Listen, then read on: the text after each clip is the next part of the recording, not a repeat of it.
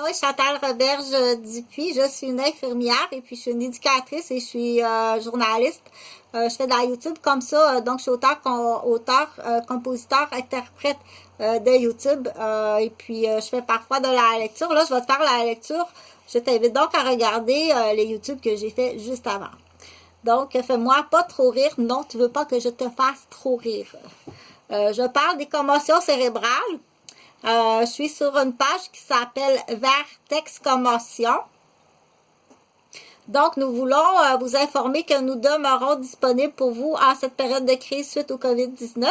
Nous comprenons vos inquiétudes face à votre prise en charge et votre réadaptation de commotion cérébrale. Donc, je ne parle pas de la COVID, je parle de la commotion cérébrale et je suis en train d'en faire une lecture. Donc, c'est pas moi qui l'ai composé.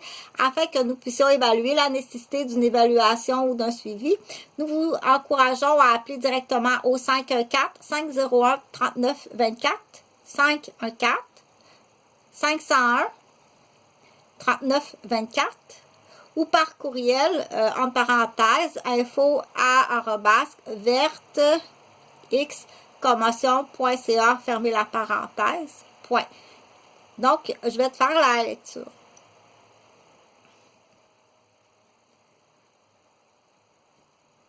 Guide du repos. Au début, la commotion cérébrale exige un repos physique, cognitif et social. Donc, il ne faut pas faire ça. Les tâches qui demandent de l'attention, de la concentration ou un effort visuel exigent beaucoup d'énergie. S'engager dans ce genre d'effort trop tôt peut provoquer des symptômes et prolonger le temps de récupération.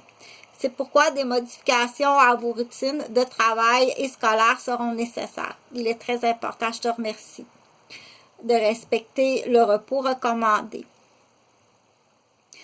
Plus un individu dépense d'énergie sur les tâches scolaires, les obligations au travail ou même les jeux vidéo, moins il lui reste d'énergie pour aider le cerveau à guérir. Ça va être la dernière vidéo.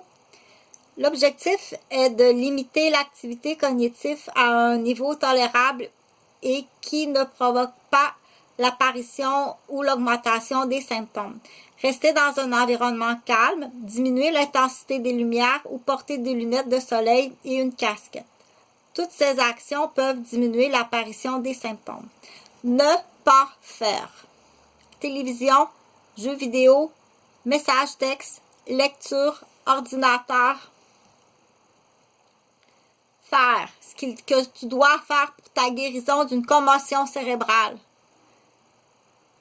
Composer le numéro que j'ai nommé tantôt. Là, je suis sur un site, c'est pas moi qui dis ça, là, je fais de la lecture. Écouter des podcasts, je sais pas c'est quoi. Écouter un livre audio. Écouter de la musique. Écouter la radio ou une émission de télévision. Aller prendre une marche. Effectuer des tâches ménagères légères comme plier du linge ou cuisiner.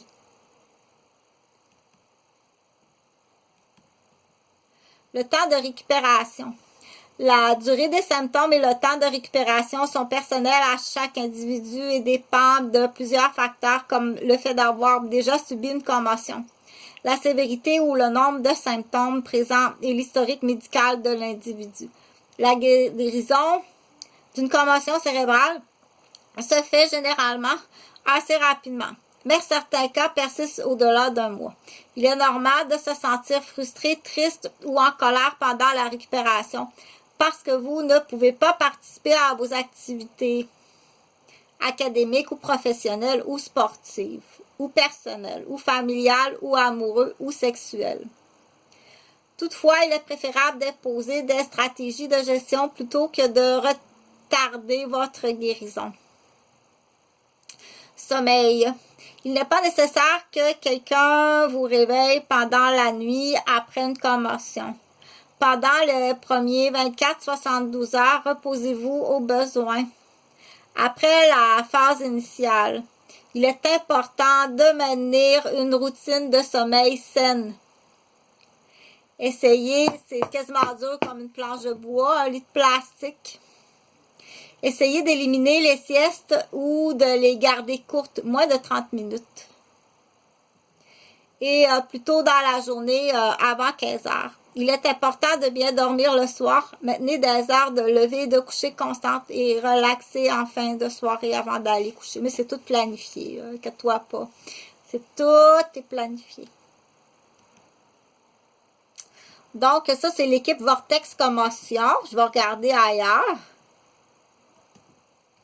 C'est le fun de dire, pendant que tu fais ça, dis-moi comment tu penses. Moi, je pense, là, présentement, à des situations personnelles, là, parce que je suis à ma 5e commotion cérébrale depuis 2015, 14. Depuis 14, 15, depuis 2015, je suis à la 5e. J'en ai eu d'autres avant ça, comme j'ai dit sur une autre vidéo. Mais vous avez la tête d'un joueur de football ou d'un joueur de hockey, pas de casse, ou d'un boxeur. J'ai pas vraiment pas couru après cette vie-là. On attend. On attend. C'est pas des accidents. Comment guérir une commotion cérébrale? Après avoir fait une commotion cérébrale, il est recommandé d'effectuer une période de repos afin de diminuer les symptômes. Ça m'est revenu, là, Jean-François, il m'a fait un mur. Le repos est essentiel afin de permettre au cerveau de se reposer, de se remettre d'une crise énergétique engendrée par la commotion cérébrale. C'est un mur de relations sexuelles, c'est à peu près le dada des maniaques parce que c'est vraiment placé, putain, bang, quand ça se souvient pas le lendemain. Mais voyons, qu'est-ce que t'as? C'est même pas en boisson, tu sais, au moins, tu sais, j'étais en boisson, chérie, excuse-moi.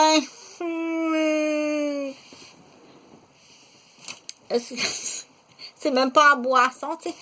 D'un bord, de l'autre bord, on dit des comportements de Bing Bang. Maintenant, je savais pas à l'époque qu'est-ce que c'est, mais maintenant que j'analyse le comportement sexuel, ça fait comportement Bing Bang, hein. T'es habitué d'un bord, t'es habitué de l'autre bord, t'es habitué de... Ça fait très Bing Bang. Non, vraiment pas. Avec ta sœur. Ah, wesh.